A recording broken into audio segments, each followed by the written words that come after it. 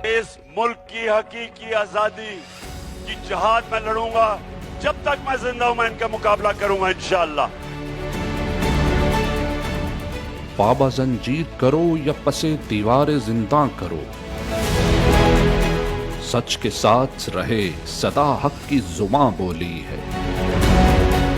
तुमको है ज़ोम की ताकत है तुम्हारे हाथों में, ताकतें रब की हैं सब, मात तुम्हें होनी है। जमहूर के फैसलों को रद्द करके, आईनो कानून की धज्जियां बिखेर के,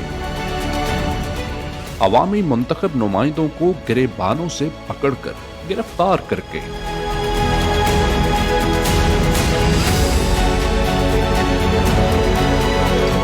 पार्लिमान के तकद्दुस का मजाक उड़ा के, जमहूरियत की तस्हीक करके, अगर कोई ये सोचता है कि अवाम भेड़ बकरियां हैं, कौम अंधी गूंगी बहरी है, तो वो ताकत के नशे में भूल ना जाए कि ताकतें सिर्फ अल्लाह की हैं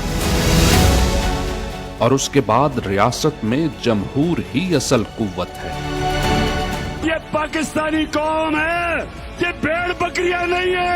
जागी हुई कौम, शऊर वाली कौम, कौम जिसमें बेदारी आ जाती है, वो ही कौम अपनी हकीकी आजादी को छीनती है।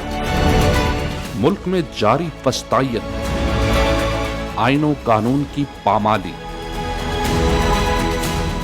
इक्तदार पर काबज फॉर्म 47 सरकार,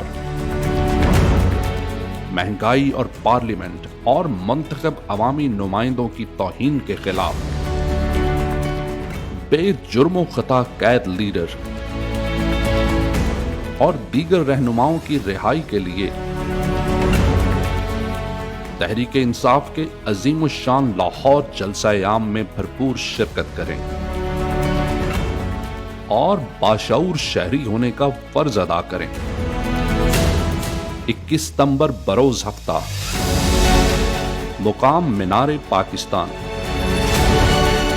कप्तान की ताकत है उसकी अवाम,